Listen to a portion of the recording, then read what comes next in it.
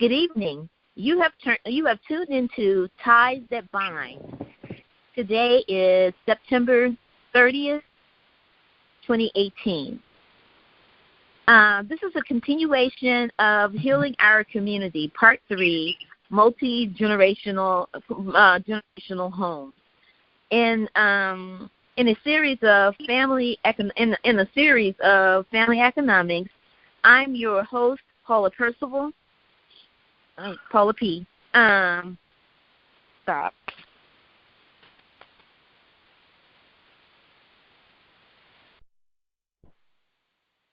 Good evening. You have tuned in to Ties That Bind, September the 30th, 2018. Today is the continuation of Healing Our Community, Part 3, Multi-Generational. In a series of family economics, I'm your host, Paula P., or as I'm known on the radio, PP, and I'm here with James and Tiffany. Excuse me. Tiffany is going to inform you or introduce you to the multi-generational, explain further the advantages, family advantage, and I guess everything. Hey, Paula, you're breaking up real bad. You're breaking up. Huh? You're breaking up real bad. I thought it was just me. That's why I didn't say nothing. Oh, okay. I'm sorry. Hold on. I'm going to count.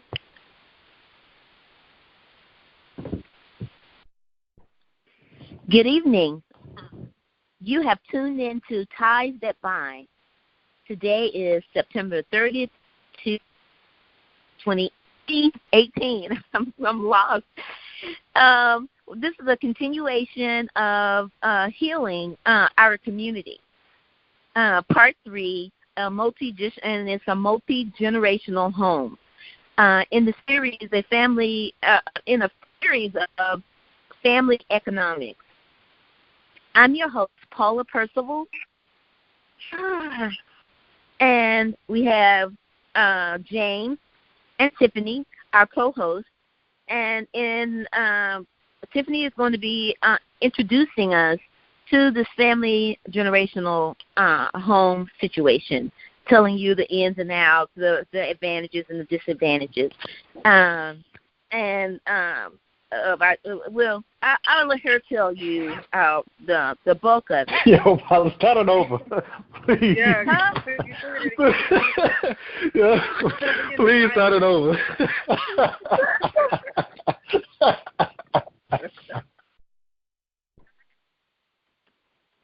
Good evening. This is Paula, and tuned into the Ties That Bind. Today is September 2018. Laughing, we were before you all came in. I hate that you all can't be a part of it, but that was something totally different. We're discussing. We're in a series, family economics. Today we're going to be discussing multi-generational homes, and we're going to and Tiffany is going to discuss it with you. So at this point, belabor it. I'm going to tell over to Tiffany. Thank you, Paula. Good afternoon. And I forgot to introduce James. James, I'm sorry. No, that's all right. Yeah, that's all right. What's going on, family? I'm James, and I'm here to pretty much bridge the gap between the family and the community.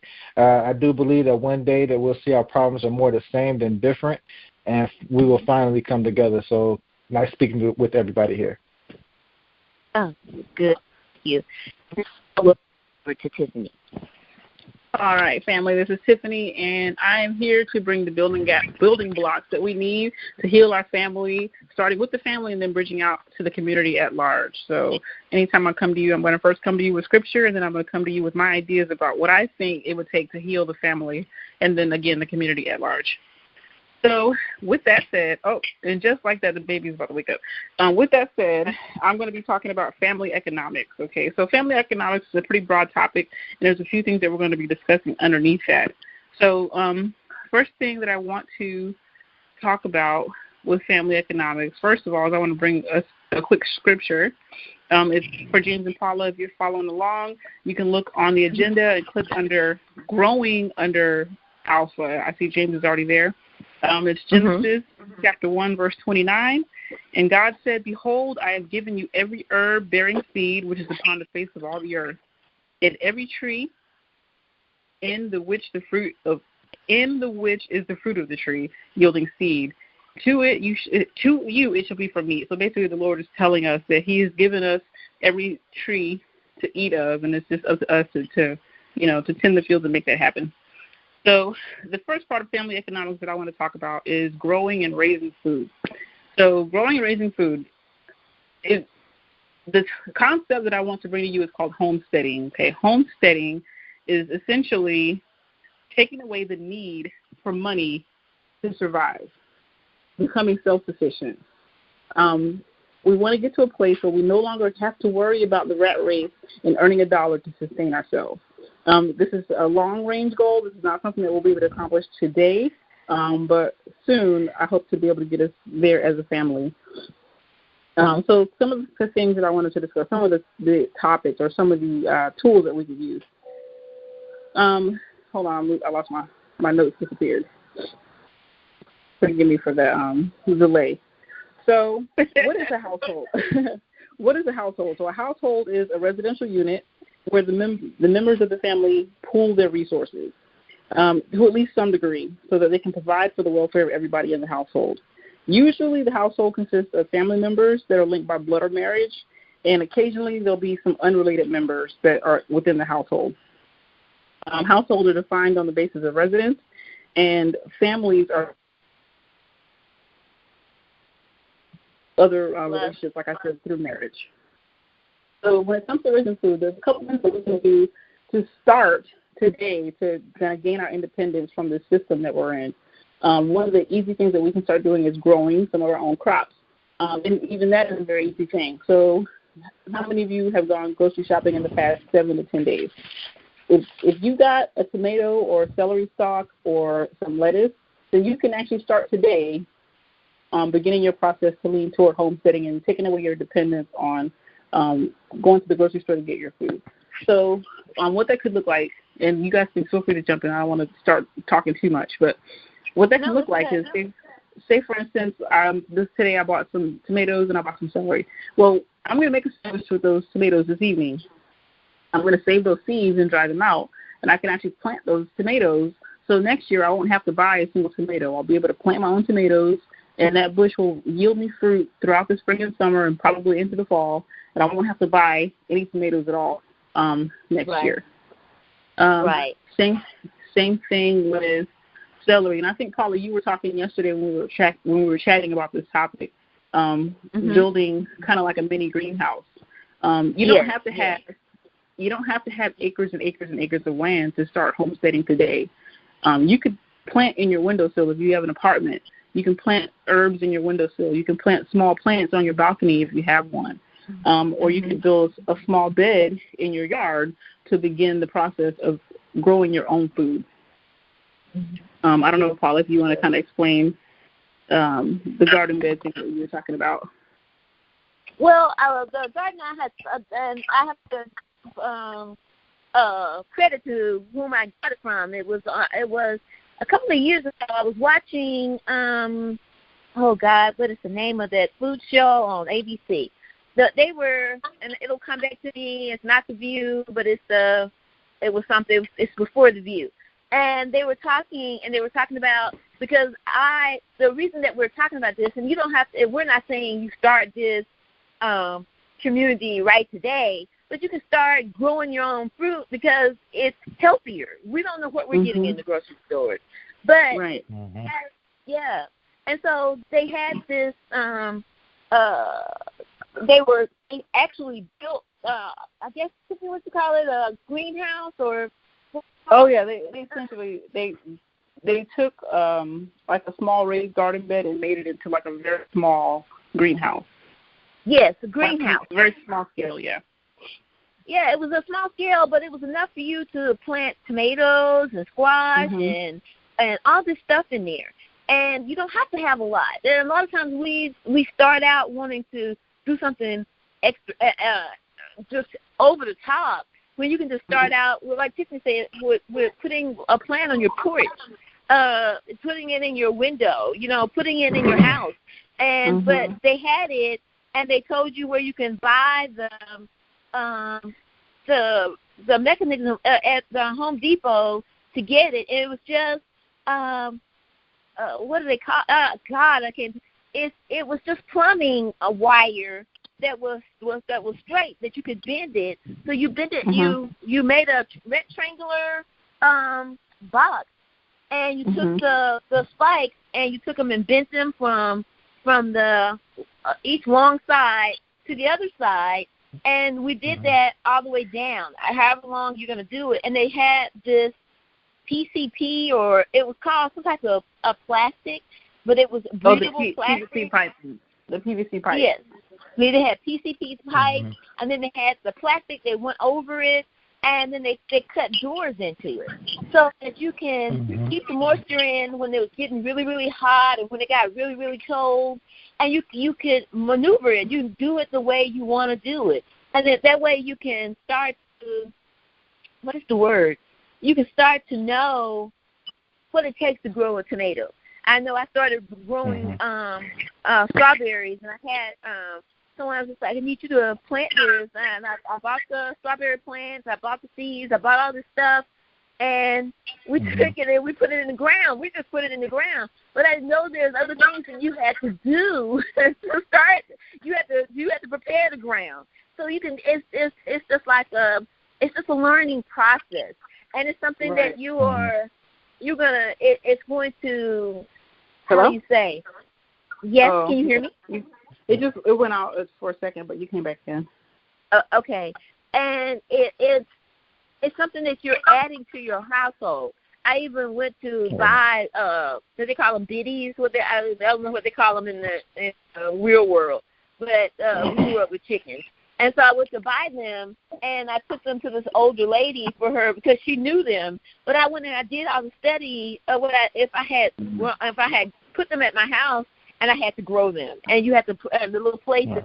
So these are things that we have to start thinking about instead of watching. These are things, and games, having our kids, we can have them out there doing something and watching the plants grow. Watching the seed turning into a sprout. This is something this is added things that you're adding to your children. So that's what I needed. That's what I want to go with purpose. Right. Yeah. I had to agree with you on that. Just had to agree with you on that. Also, adding on to that is we have like GMOs and stuff that's out there. So we actually have artificial fruits and stuff that's out there that do not bear any seeds that we have to really look out for. And that's something to look out. Yeah, so that's something you have to look out for. Also, paying attention to what you're paying versus growing your own food and actually buying in the store. Sure, the upfront cost for starting your own garden might be a little bit more, but after a while, you'll see that it's way more beneficial and way more cost effective when you're actually growing your own food. Exactly. Go ahead. I'm sorry, I didn't mean to cut you off. I just want to say there are ways to make it more affordable and to even not really feel it. Like I was saying before, if you've already went out this week and you've already bought tomatoes, well, you've already got enough seeds to plant enough tomatoes to feed your entire neighborhood. One tomato can feed your whole entire neighborhood for the next 2 years. But you're saying that I'm with you, Tiffany. But you're saying that, but this GMO food. I have bought tomatoes, and you have to look at the numbers on the plants. And we'll give this, and I'll give you a list of what you need to be looking for on the vegetables that there's a 4-digit number on there, and it'll tell you whether it's GMO. When we say GMO, it's genetically enhanced. What is it? Modified. Genetically modified. Yeah, and you're getting this stuff, and you really don't have any seeds. And I know in Australia, they are growing seeds. They have to go now. They've made it. People who have the farms, they have to actually go to the government to get the seeds to grow in their land, and the seeds that they're getting are, what do they call it, a GMO seed. And then so every year it's a soil too. It's a what now? Yeah, it's a soil that they're getting. It's a soil that they're getting too that's corroding the ground that they're trying to plant in as well. So you can only grow specific crops, and they only grow like one time, and that's what they're dealing with. Right. Yeah. It only grows once. So, and that. Go ahead. I'm sorry, Tiffany. Well, just to clarify, so yes, those are things that you have to look out for, and one way that you can prevent that is to look for heirloom crops. So heirloom crops are crops where the seeds are specifically taken from a plant that's in someone's garden. So you don't necessarily have to go down to Wally World and get, those weird pink tomatoes that don't have any flavor. You can find, go to smell like fish, or go to a Whole Foods market, or go to somebody who you know is already growing and just ask for a tomato. Then you've got your seeds that are within that tomato. So just to clarify, yes, you do. You should look out for irradiated fruit and vegetables, and you should look out for GMO fruits and vegetables. And maybe we could look at posting a document on the webpage to show people what they can look out for, and resources to find healthy, whole, living fruit. Exactly. Right, exactly. Yeah, but touching on my third point as well. Also, you could turn that growing your food also into a business itself if that's what you're looking for. So you might be the only person. And me personally, I buy fruit off the side of the road all the time from farmers that sell their crops all the time. And I know it's good food. They always have seeds in them. Don't have to worry about that. And you just know it's natural food, and people love that. You know what I'm saying? There's always people up there every time I go up there. So that's another thing that you can look at. Yes. And then you're investing into your community. You're helping someone else to continue to get what it is you want, because they're not doing that anymore. I agree. Go ahead, James. I don't want to interrupt you, but I had to put that in there. No, that's fine. No, that's pretty much my point.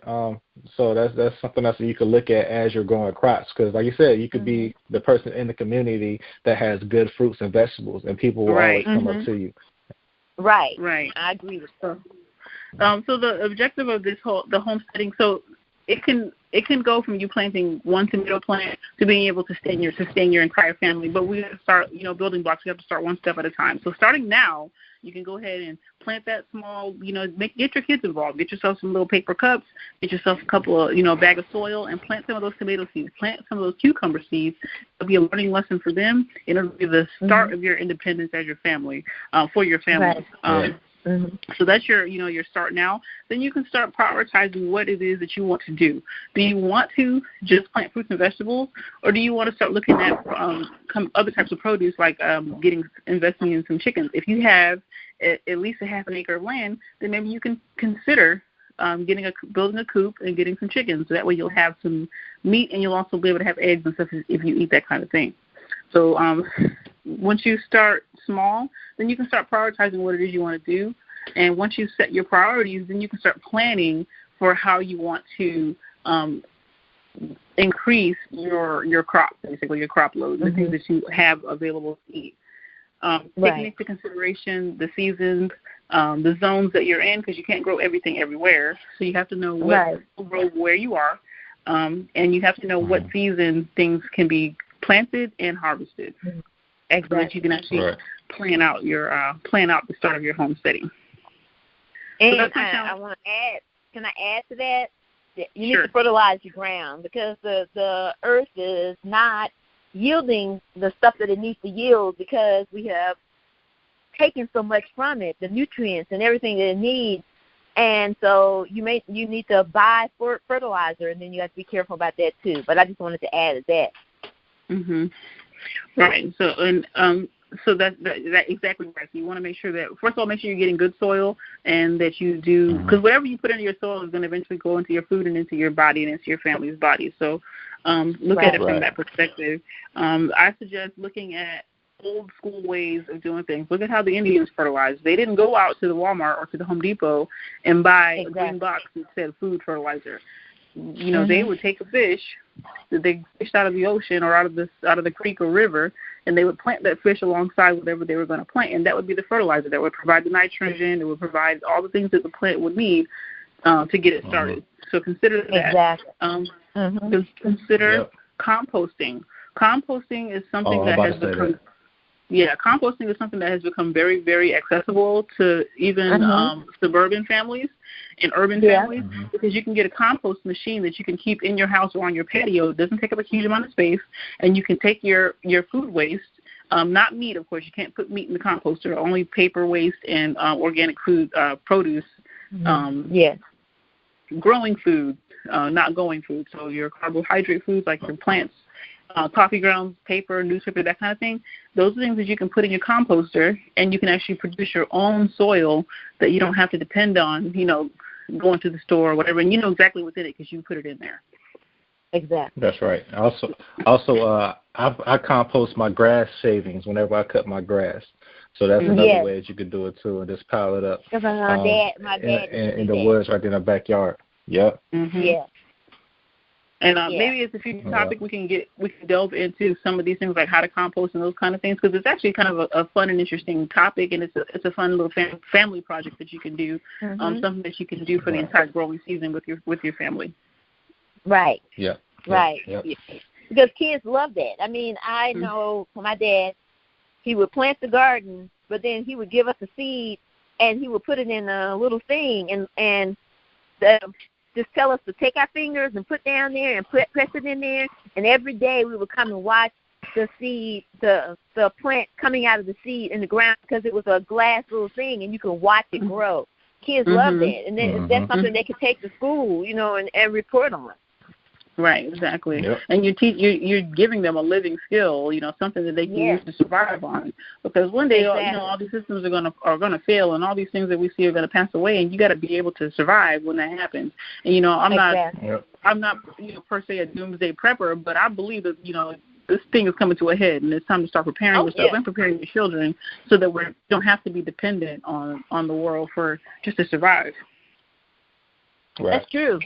Then we have to realize these people are the people that are in charge of us now. They're only about the money. I just heard that they have passed a law that these people who were taking this poisonous gas, and they had to put them in containers and take them in and bury them somewhere so that it wouldn't get into the atmosphere. They have given them permission to release it into the air without telling us anything, and no one has said anything. And then you wonder why people are getting sick. That's why they're getting sick. So we need to be careful. Go ahead. I don't want to keep talking about it, but yes, I know you're on a. I know you like to stay strict to your thing, Tiffany. But that to me it blew my mind. I'm just like, why would you do that? Because they think they're gonna go out of space and leave everybody else down here, but it's not gonna work like that. But God, So really, that's another subject. That is another subject. They really do think they believe that they actually put somebody on the moon, and they actually do believe that they can be colonizing Mars. Whatever they can believe what they want to believe. I'll be here on Earth. I'll stay right here. Y'all can go. Go ahead. That's a whole other subject. We need to write that down. I got. But anyway, so let's continue on, because we do only have an hour. So let's continue on. So that's okay. The next topic that I want to talk about, still under the topic of growing, but growing, raising, and teaching children. Okay, I'm not going to expound on this too much, because my final topic is going to kind of encompass this and talk. We're kind of going to circle back to this. But to start, if you look under growing, under the letter B, there's another scripture there. It's Psalms chapter 127, verses 3 through 5. So this is how it goes. Lo, children are an heritage of the Lord, and the fruit of the womb is his reward. As arrows are in the hand of a mighty man, so are the children of the youth. Happy is the man that have his quiver full of them. They shall not be ashamed, but they shall speak with the enemies in the gate. And basically what this is stating is children are precious. They are an asset. They are the asset. and they are the reason that we do everything that we're doing so that the next generation can carry forward. Yes. So, Right.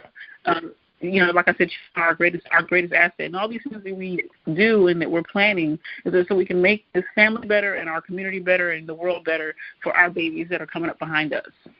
Right. I agree. I agree. And I was thinking, I would say this, and I'm going to let you finish.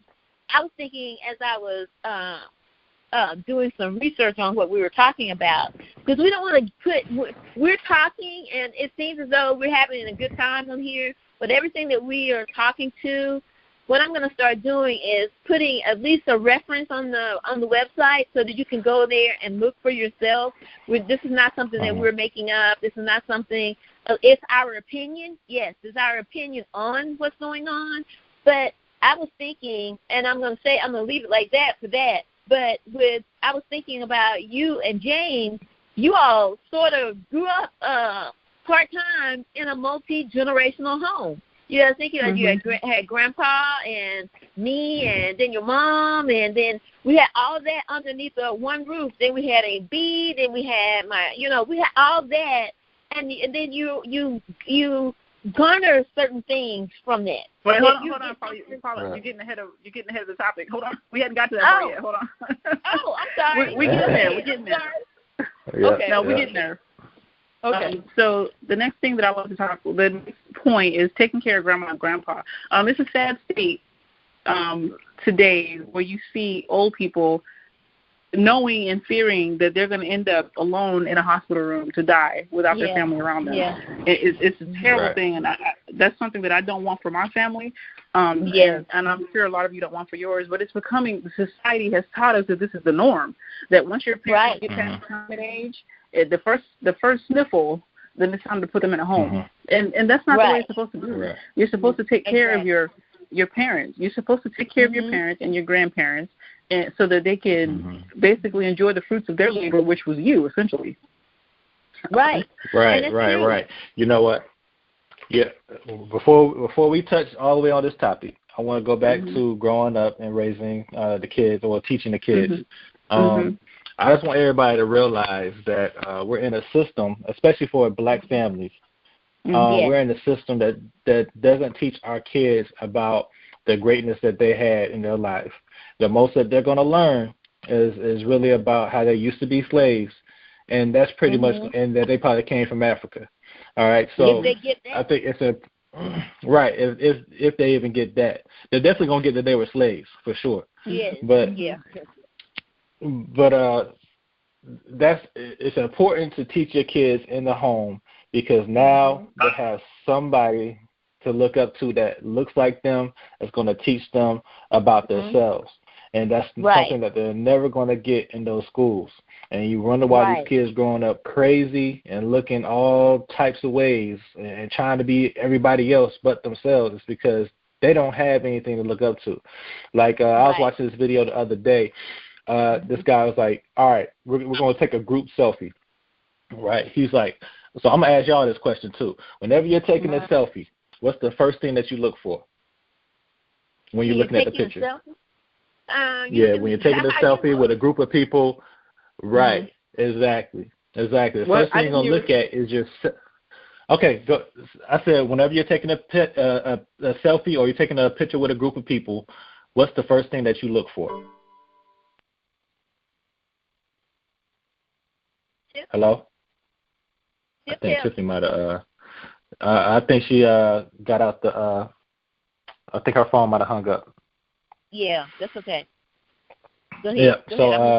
Yes. You here? Tiffany? She's not here. Okay, all right. She'll all right, so I'll ask you the question again so everybody can understand.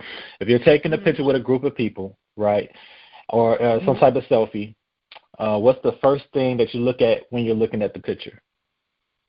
I'm looking to see what I look like, see if I'm coming out right, if I'm taking a selfie. That's right, and exactly. So naturally, and this is not being funny, or this is not you just being conceited or anything. Naturally, when you looking at things and going to class or whatever, you're going to look for yourself. So a lot of these kids are bored because they don't see themselves within this educational system that they're currently in. And that's why it's really, really important to actually homeschool your kids so they can get that type of gratification knowing that they are somebody and not just hearing it, not just thinking it or hoping it. Not only will they just have dreams and aspirations, they'll see other people that actually did it. And I wish I could bring up my list of inventions and stuff that are made by black people. Just about everything that we're dealing with now, from the telephone, refrigerator to a lot of things. A lot of things. To the light, to the what do they call it? The traffic light. Right, to the traffic light. Yeah, all that stuff. And you'll never know it. Yeah, you'll never know it not unless you actually take time to look at that stuff. Yeah, right. And that's why the Bible tells you, I know in Deuteronomy 11:19 it says, all ye shall teach them, you're speaking to them when thou sittest in thine house, and when thou walkest by the way, when thou layest down, and when thou risest up. This is something you have to do all the time. It's not a part-time thing. You there? I got booted out of the phone call, so I actually was calling back in. I don't think you guys knew I was gone. I heard. We knew. So we kept. But yeah, got there. Go ahead, Jane. Right. So yeah, I think that's the most important thing, and also teaching your kids positive affirmations about themselves, just like what you said, something that they can look at or talk to themselves in a positive manner, because normally, and I know this from my own experience, you're not going to get that in a public school setting. It's mostly negative. So teaching them to grow up to be positive and to say positive things about themselves. We used to grow up calling each other names like you're blacker than this, or you're too black, you're African booty scratcher. Not knowing what we're really saying, but downing ourselves all the time. And that's something that you could teach your kids within the home. Down through the generations, though. That was something that was passed down. Absolutely. But not from just the home. That was. It was to make you, that was to belittle you, and then somewhere down the line, we took it on, and we thought that dark skin was something horrible, when really it's something black, and we don't know that. I won't. That's another subject. I won't go there. I started going to another subject. No, go ahead, James. No.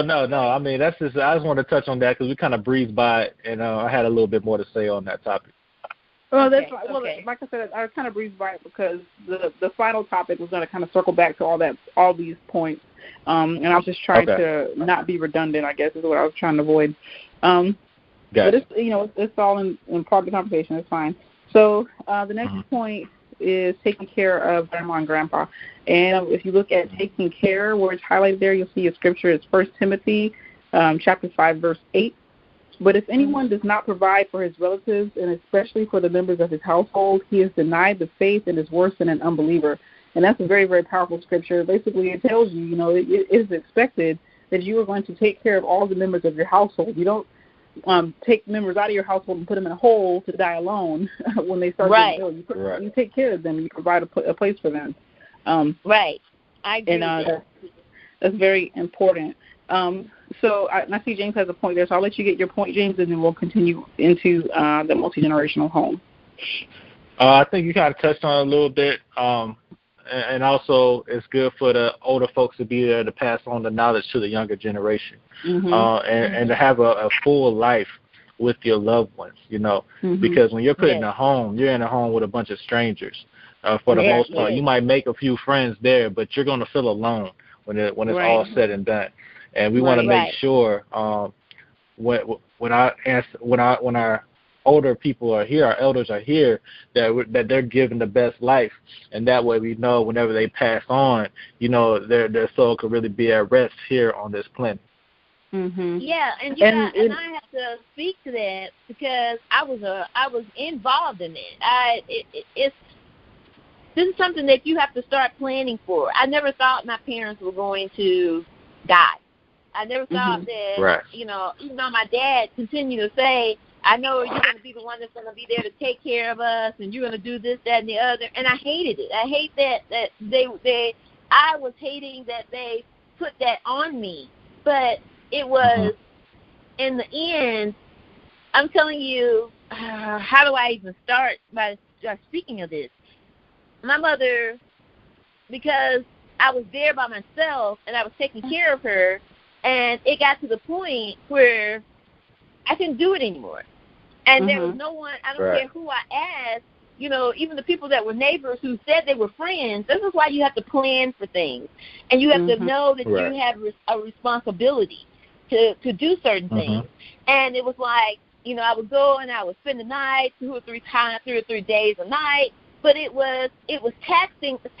She wanted to be at home, but the home had gotten so to the point where she couldn't be at home, and that bothers me to this day, because my plan was to go ahead and get a loan on the house so she can come back home, but she died before I could implement that. And you don't want, and I say this to say that is another thing. I had an accident last year, and I broke just like the whole left side of my body. My legs were broken, my toes were broken, my ankle was broken, I had 4 ribs broken, I had a severe concussion. And what they do now with, and I say this because it ties back into what we're saying. What they do now is they go for rehabilitation in the nursing home. And I did not, and I sat there, and I was just like, Lord, how could you allow this to happen? You have never allowed this to happen to me. But God placed me there for a reason. And the way that those people were treated, it would break your heart. And the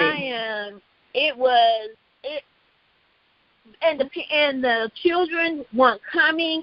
They were living in the houses, but they didn't come to visit them. And then I would find myself talking to them, and by the time I talked to them, for whatever they saw in me, they thought that I could get them out.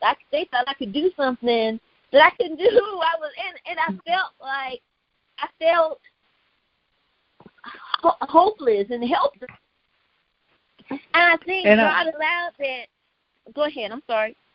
I was going to say, it sounds like, and this is your lesson. I can't see your lesson, but it sounds like to explain it so you could see, so it could be illustrated what it looks like when you get dumped in a place like that, because that's not the way it was intended to be.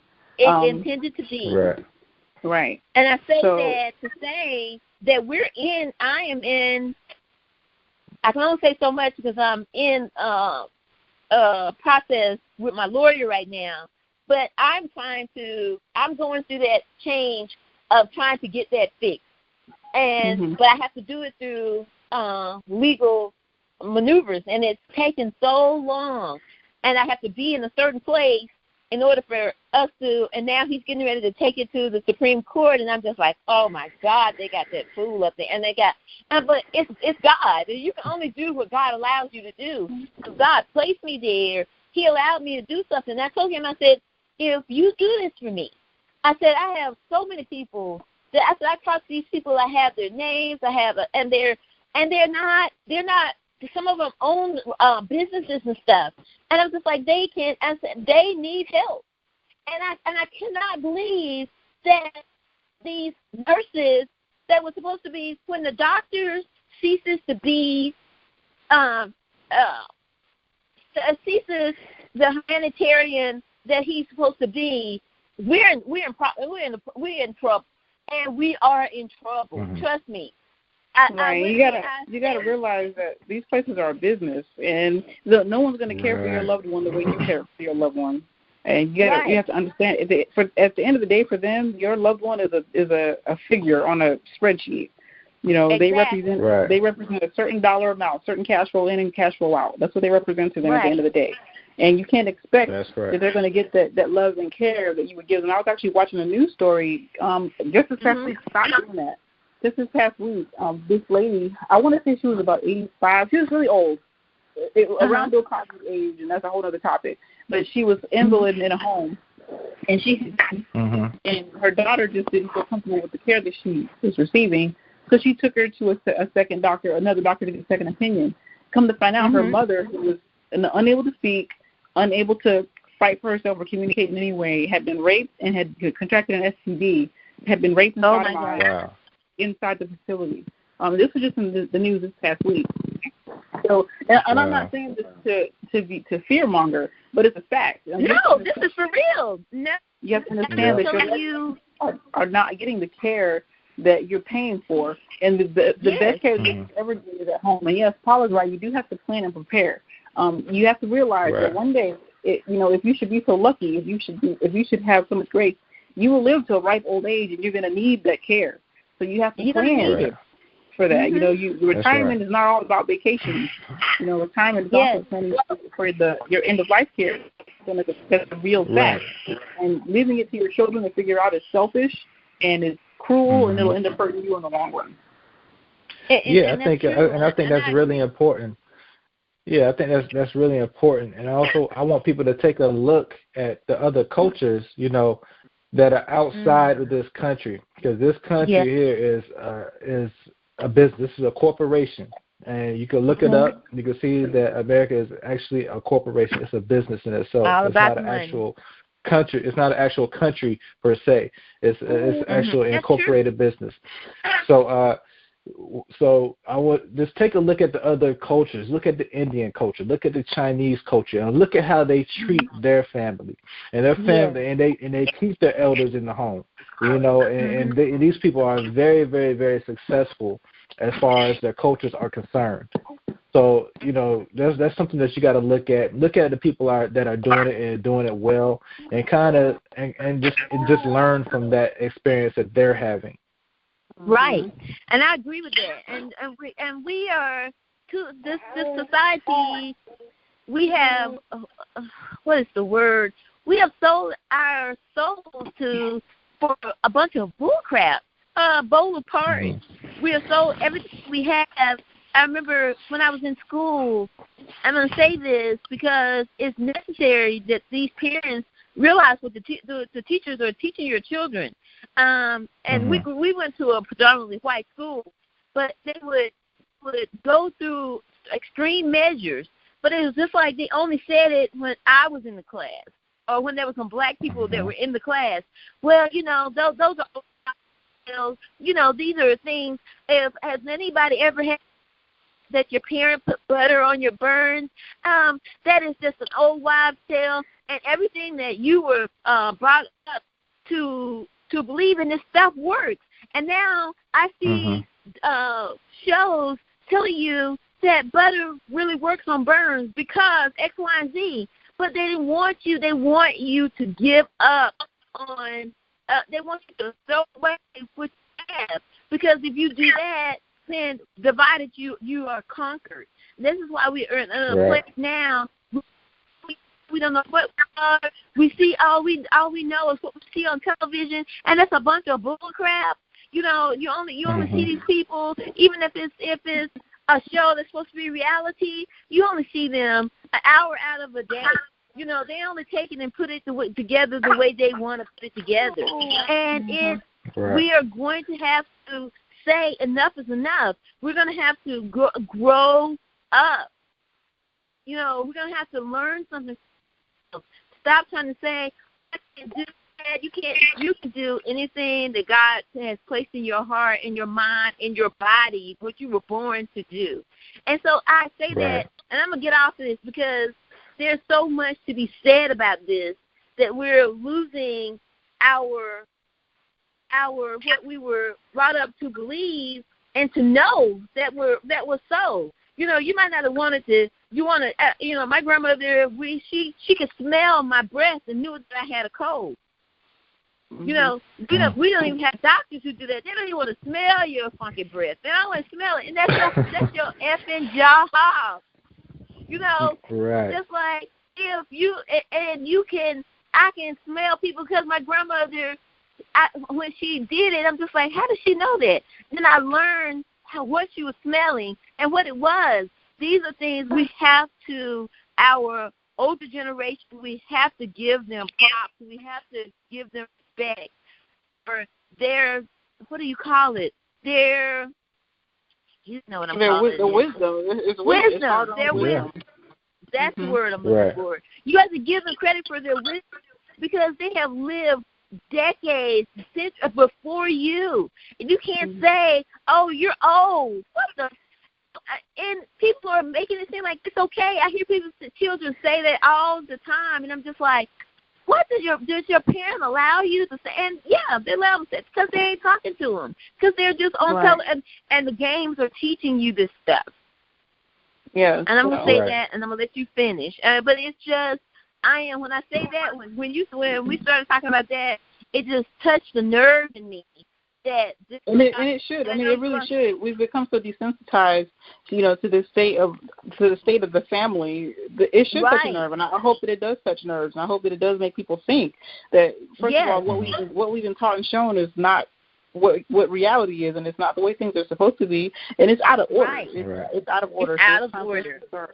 It's time to start reeling those things back in and paying attention to what's going on in our lives and the lives of our families, because it's important. And one day I'm going to be an old gray hair, and I hope that my daughter, who is being really good right now, thank you, I hope that that I've instilled these values in her so that I don't have to worry about, dying in a hole alone by myself. So Exactly.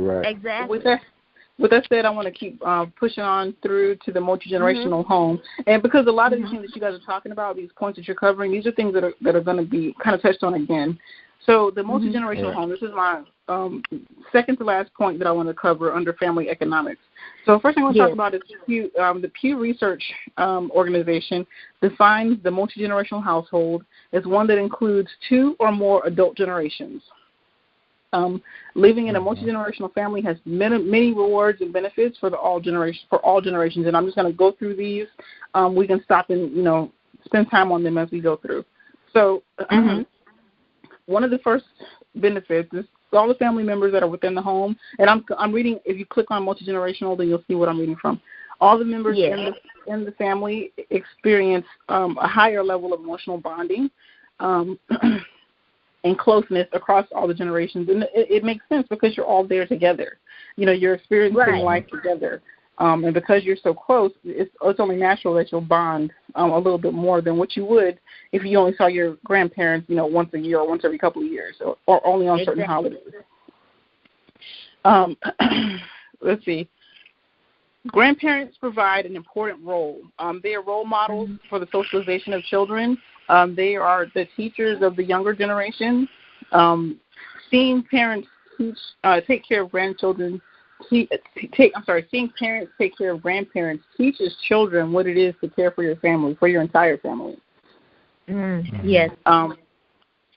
Spending time with children can give purpose and meaning to the lives of your older generation, because once you start getting to the point where you can't work anymore, I've heard older people say, once you stop working, you got about 10 years left before your life is over, because it's like you feel like you don't have any purpose anymore. But those children that are in the home, that can be your new purpose, because that's part of the gift that you can give them is your wisdom that you've earned through your years, through your decades, as Paula explained before. Right. And like I explained, children learn how to care for elders by watching their parents take care of their parents. Like I already told my mom, and my husband is on board. When my mom decides to quit Mustang sallying around the country, she has a place with us. And Alea will grow up seeing us, take care of her needs and make sure her needs are met, make sure she's good, And that's a lesson that I want her to have. Right. Grandparents can do things like they can help with, child care. They can help with homework. They can help with, attending soccer games and that kind of thing. And, it's, to help the parents have a break to be able to take care of their role within the family. That's right. And I agree with that. And I'm going to say, when you said that, I was reading, and I put it in the notes here, and I'm trying to find it because I thought I had saved it, but it was a journal, and it was a worldwide journal, but this is something people don't read, not normal people. They're putting it for people that are listening to it, this is okay for you to put your old people in the nursing home. But they were like, older people, we look on the socioeconomic and the sociopathic. Older people make children less capable of learning. I'm just like, what the hell? Where are you getting this from? And I went on there to ask them. I still ain't got an answer, but this is insane. And you start reading this stuff, and if you're not taking care of your elders, and you're not taking, you don't know this. And I remember we were talking about this, and this is something else that I started thinking about when Tiffany brought it up, and I haven't said anything about it. My mother, her goal was, she kept saying, we got enough land here, and then I could buy, because a lot of our land, somebody else, they think it's theirs, but it's ours. And she was just like, we all can live on here, and that's my goal. And I'm just like, Mama, I said, that is not going to work. I know, and I'm thinking this, but this is when you a part. And I hate to say this. I know people don't know what I'm talking about when I say that. You have to get unplugged from the matrix to see stuff for real. And I had to start to see her, and I know God allowed me to come and spend time with her because otherwise, because I was going back out of the country. That was not something I wanted to do. My goal was to never come back to Alabama. I was like, oh, my God, no, I can't do it. But she kept calling me. She kept calling me, and I'm just like, Mama, you can't be that sick. What is going on? Why are you saying this? I thought she was just trying to get me home because she's always trying to get me back home. But that was what she wanted, was everybody to live on that land. And yes, that's what we're talking about, this multi-generational thing. Right. And, honestly, I had never heard that, and I'm glad to hear it because that's something that there's a reason why James was on the same thinking track while you were on the same thinking track while I was on the same thinking track. And even on my dad's side of the family, all the cousins on that side are even talking in the same direction. There's a reason why we're all being led in that direction. Yes. So let me go ahead. James and I had that conversation that you just said just the other day. There's a reason. I told him, I said, the reason that I came in thinking that he wouldn't understand what I was saying. And I was like, I'm going to ask, and something kept telling me, call him and ask him. It was like, and I say it was like months before I called James and said, I want to do X, Y, Z. You want to do it? And I thought the first thing, he's going to say, no, I don't have time. He's, because I'm thinking blah, blah, blah. And I'm just like, what? I thought this is something that the bottom of you're breaking up just a little bit.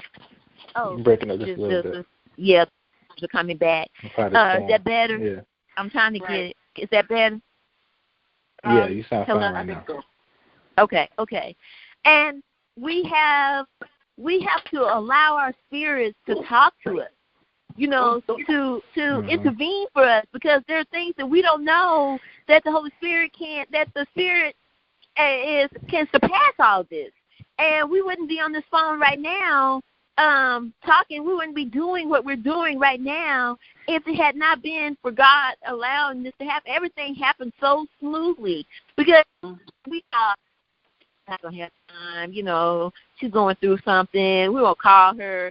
And then when you said, well, I won't be able to do it constantly. That's why I never asked you, so when are you going to stop being a guest host and start being a host? That's why I stopped. And I was just like, when is she going to say this? Because now this is becoming a long-term thing. And you was just like, I was just waiting, And so we have to allow, sometimes what is it? Sometimes we have to let our heart do the talking. And I can't express it enough. Sometimes we have to cry when we don't want to cry. And it does something to you, and you have to allow that. And I think this is going to be a momentous thing because God is trying to do something great, but it's not just us, because when God starts doing something, it says, I will bring them from the north, the south, the east, and the west. But if you got to start getting ready now, because when the door opens, you're not going to have time to get ready. So I'm going to say that and then turn it back over to you, Tiffany. Okay. Hold on. I'm having a mommy emergency. Hold on. All right, that's fine. I talked to Paula for a second. We're gonna get off subject for a second, but whenever we get back, we'll get back on track. But but what you were saying has really hit home, and especially the things that I have been studying and stuff like that, and how I was taught that you choose your own path before you are born into this earth. The only thing is, whenever you're born, you forget what your purpose was initially, and you have to let the Spirit guide you back onto that path. And that Spirit is constantly that Spirit is constantly calling you back onto the path, and you have to actually sit down and listen. So when you talk about we gotta let your heart speak, that's those type of things that you're talking about, because you have a first mind whenever you do stuff, and you have to learn how to listen to that first mind. But you always, not you personally, but people doubt themselves and then start second guessing that initial thought that comes to their head, and you have to learn how to sit down and just actually listen to it. Exactly, and that's true, and that goes back to, because it's just like the older people, I think they were more spiritual back then than we are now. We have no idea, because everything is, let me hurry up and do this, and I got to rush. I got to do, and for what? I mean, where are you going? You're gonna race to get to a stoplight. I mean, I've never understood that. You're racing to go nowhere, and it's just like, why? And then you're having accidents because you're trying to text. I mean, and when you could have just waited till you got to where you had to go and do what you did. What did you do 10, 15 years ago? It's insane, because they have, and this is Satan's goal. He says, I came to steal, kill, and destroy. And slowly but surely, everything's being. And I hate people don't want to hear that there's a Satan. And I'm not saying a lot of things you allow things to happen, but he is there. That world is there. And I'm just like, I'm thinking, even when I was sitting up in that nursing home trying to get care, what do they call it, rehabilitation, they had no idea. They didn't even know. They did nothing for me. And they were just making money. And so we have to wake up and start seeing, okay, we don't get along. On this, our parents, and I have to think about it, because my parents, that home that we're in, I remember sitting in, because I was so quiet, they forgot I was there a lot of times. And I remember hearing my dad with his friend Axel talking, how they had to go in and they had to trick the judge into thinking that it was Axel, who was a Caucasian English guy that was friends with my dad, that he was buying the house. And in order for my dad to buy the house. And it's just, the thing is, all the stuff that they've gone through, all the racism, all the stories that my dad told me from him growing up, and I thank God that he gave it to me, that he told me. And, sometimes you get angry about it, but I know certain things I'm not going to allow to happen. But we have to wake up. I remember Spike Lee years ago saying, wake up. And I was just like, what in the hell? What is this? And I'm thinking, yeah, that's true. We do need to wake up. And now we're more asleep. It looks like we're in a coma. Well, that's what you have to realize, because it's all part of a master plan. And you also have to, because all this stuff goes into one another, right? And that's why having these multi-generational homes is so important, because all this stuff gets passed down through your DNA. Right. All right. Exactly. So when you look at some of the when I look at some of the different spiritual systems and stuff that I've been studying, they all say the same thing. They say, we know that our children might leave, but we always have the hope that they might come back home. And through this, and through the generations after generation of going through all this mess, we're getting to the point, you see it everywhere, especially here in this country. You see it everywhere. People are taking a pause, and they're like, okay, this whole thing is not working for us. Right. Okay, this system here is not working for us. What do we have to do? So you see a lot of people reaching back to find who they were in their past selves, whether it's going back to Christianity, whether the Muslims, whether it's the Hebrew Israelites. All of them are trying to look back to find out that missing key that they're missing, so they can actually go back and get back in touch with who they used to be, because they know that this is not right. They know it's wrong. So you have to take the time to get to know that, and that's why having this multi-generational household is so important, because you get to see all the generations go through all this crap, and you get to learn from this experience. And not only that, whatever they did not conquer, you had the opportunity to conquer that, so that gene does not continuously get passed down from generation to generation. And with that, I am back. Okay. All right, so we're gonna get off this subject, and we're gonna let Tiffany get back to the road. But it's all it all goes together, though.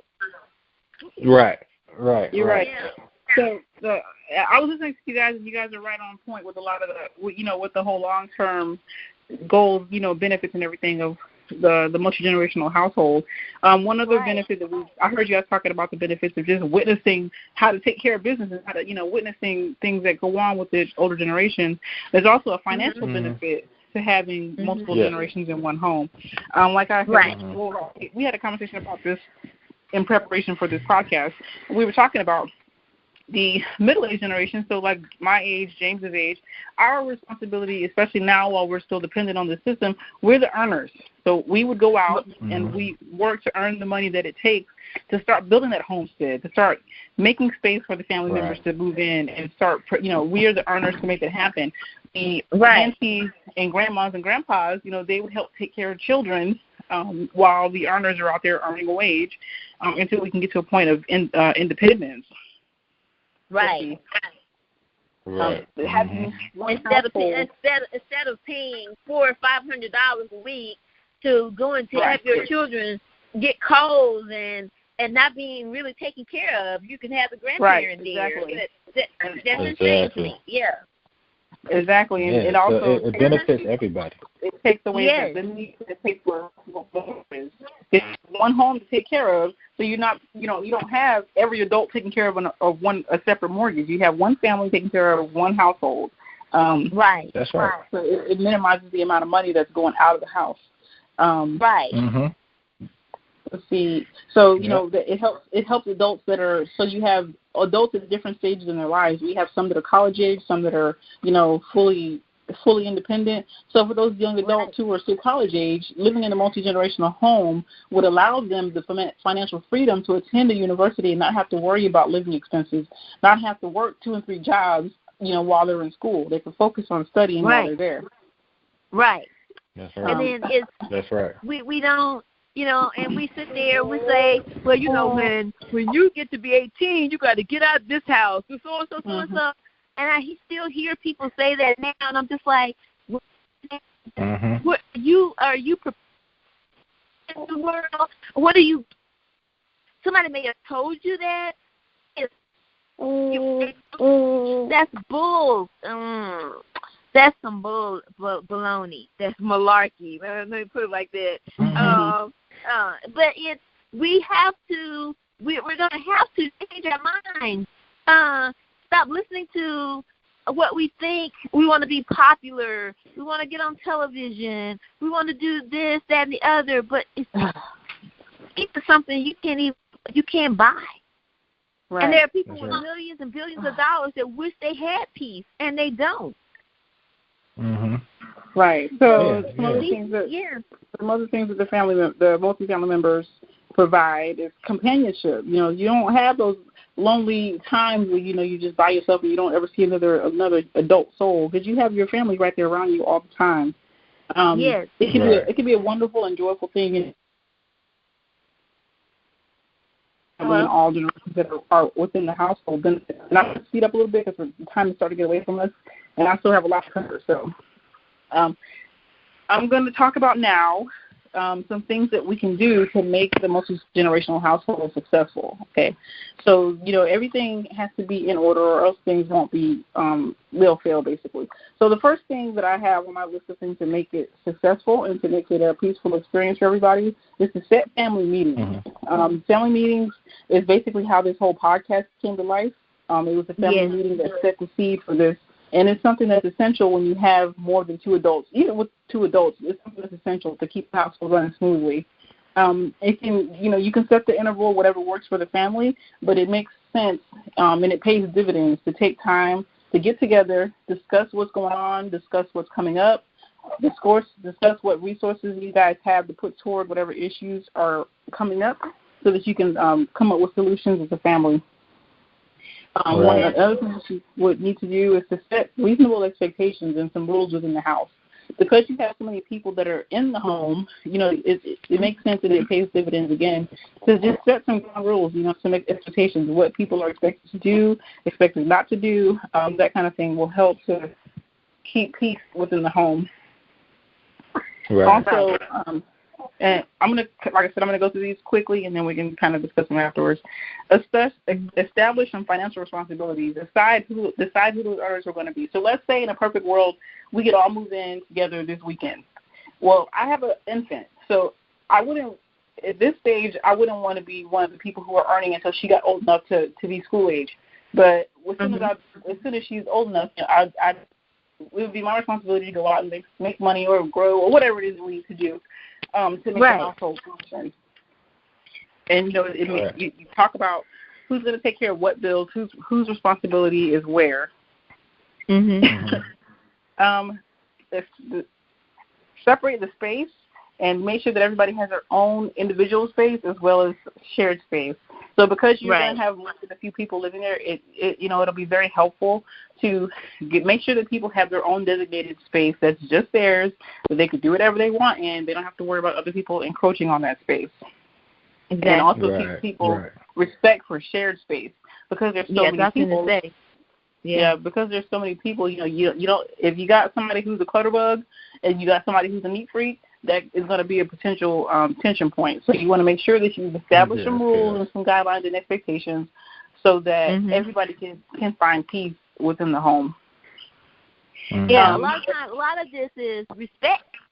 You got to know that, and I think we take respect out of bounds. It's respecting is I see you. I'm there. And I know that you've got to go and do X, Y, and Z, so I can do B. I can fill in the gaps where you have left, and I can do something like that. And if I see people, we don't know. It's all about me now. And I saw this on a show, and she kept. I wanted them to do, and he wanted, and it was his fault. He did this, and I just wanted to get, and I'm just like, well, where are you taking responsibility for your actions? Because you can't see them.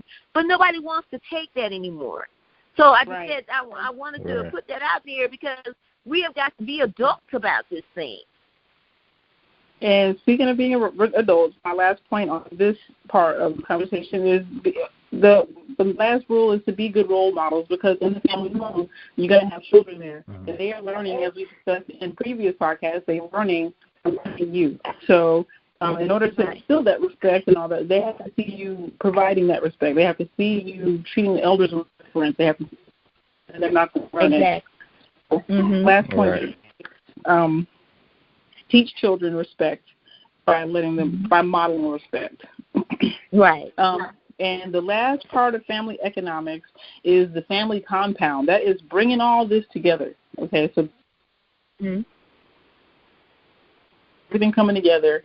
So what this looks like. So when I hear compound, when I first heard about compounding, I always thought about Utah, some weird, Latter-day Saints commune where there's like people living behind big tall walls and like everyone's got their hair in a crazy hairstyle. That's what I think about. What I did think about when I heard that term compound. But it doesn't have to be, like that. It could be something as simple as a couple of families either getting a large house they can all live in, or, the extended family members buying homes on the same block, getting yourselves in close proximity so that we can start to establish our own little community. Because once the next step after getting the multi-generational household established is to link your household with your cousin's household and your uncle's household and get all these things together, because that's when you start to really reap the big benefits. Because then you have enough people to sustain a community. You have people that can grow. You have people that can get out in the workforce and earn. You have people that can tend to the children. We can teach our own children. We could establish our own school, get accredited, and not have to send our children out into this crazy system where they're learning because they're not getting anything. Yeah. Right, where they're learning all kinds of foolishness and they're making up new types of math that don't make 2 + 2 = 4. Yes. Right. So that is the culminating event. So one day, I hope I live to see this. I would love to be able to know that, my mom and my husband and my children are all in the same household, and my brother has his family next door, and, Paula, you're right down the street, and, other cousins down the street, and we all can be together. We can all be together, living together, loving together, and taking care of each other, because that's what it's all about. Right. I agree. And I think, James, that's what you said, you saw a house or something, like a house that was, like, big enough to basically house entire families. Yeah. I was looking at it was a huge house, and I was looking at the different pavements on it. But I mean, it was like about 6 bedrooms. I think it had just as many bathrooms in it. This is something to kind of look at. This is kind of spark people's imagination, because even people who practice polygamy, right? And this is not all subject, but this will get an idea. When you see the people that practice polygamy, they have these huge homes, and that's because they have 3 people that are bringing in income into that home. Three or more people. 3 or more people bringing the income into that home, and you can do the same thing just with a regular family setup. So let's say all 3 of us, my mom, and maybe of course Chris and all that. Now we're all bringing, let's say, $1,000 to the table. That's a huge home that we could have, paying mortgage on. Paying $5,000 towards mortgage is not a lot if we're all here paying that money, just a little bit of money. And I mean, this house was immaculate. I mean, it had a pool, it had a jacuzzi indoor. It was huge, and then everybody have a chance to have their own living space as well. So that's something to kind of look at, because it's not really a whole lot of money between all of us individually. Yeah, that's a problem, but between all of us, that's not a lot of money, especially in this area that I live in, which is the DMV area. Right. And that's what it comes back to, pooling resources for the household. When you expand your concept of what a household is, then those things become attainable. I saw an article, actually, I think it was a video that I saw. It was a guy, he was a doctor, he was retired, and he bought a mansion, and within that mansion, he built small, they were bigger than the average apartment, but you breaking up, Tiffany. Can you hear me? I hear you now. Yeah, I hear you now. You're breaking up. Yeah. So he bought a mansion, and within that mansion, he had many rooms, like the Bible said. He built this mansion, and he brought all his siblings and their families. He brought his parents, everybody within his family who wanted to live there, and they all had their own space, but they were all together. They all were together, and they could live and love together. So that's my goal. I would love to be able to work toward that, and hopefully I will be able to bring you guys some ideas, so that you can start small and start working toward that goal. Exactly. Right. And you got to bring them in. If you don't know them, you have to bring them in one at a time. Sometimes, you have to let this one know the rules, and then the other, and then let them know the rules. Because before, it's just we have to know how to. We've got to. What is the word?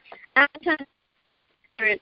We've not come together, really, as for a common goal. Not when I say we, I'm talking about us as a people. Mm-hmm. It's everything is I want this and I want that, instead of saying we can have this and we can have that. Mm-hmm. You know, because Right. Jesus never, even in the Bible, they never say I, they say we. And we wash all over that. We don't pay. Oh my God said, in the midst of the storm said I. And I'm just like, okay, what does it say, my God? Not one time. I'm not talking about it's a nice song and everything else, but that is not what we've been taught. And if you want to say that you're a Christian and you're going by that 66 books, them 66 books never tell you, my God. Only when somebody was coming from the outside in saying, your God, tell your God to do X to me and for me. Mm-hmm. You know, that's what I'm saying. Mm-hmm. All right. Well, with that, this concluded my series on healing our community. I hope that I was able to enlighten you and bring some things into your mind, stir some things up in your spirit. And I look forward to hearing your thoughts. You can email me by clicking on my photo at Ties That Bind. Yes, and I guess Tiffany is ending our session. And so well, I'm not ending the session. I'm just ending my talking points. I'm not trying to stop the conversation, though. Yeah, and she did bring up something that I have not spoken of. We are getting ready to end. We have gone way over our time, and I hope you all listen to the whole thing. Sometimes we get off topic, but it's still on topic. But we do have our pictures on the website, and all you have to do is click on the picture, or I have added a link on it says email me to each individual if you want to send a message to all. And you have to go to what does it say, James? The next page, and it tells you you can leave a message and XYZ, and it's on the actual site itself. And so I'll try to lead you all there. But in saying that, we had a wonderful time. I enjoyed talking to you all, and I'm going to say that we have been talking about so much tonight, and I don't know where to end it, but the children are our future.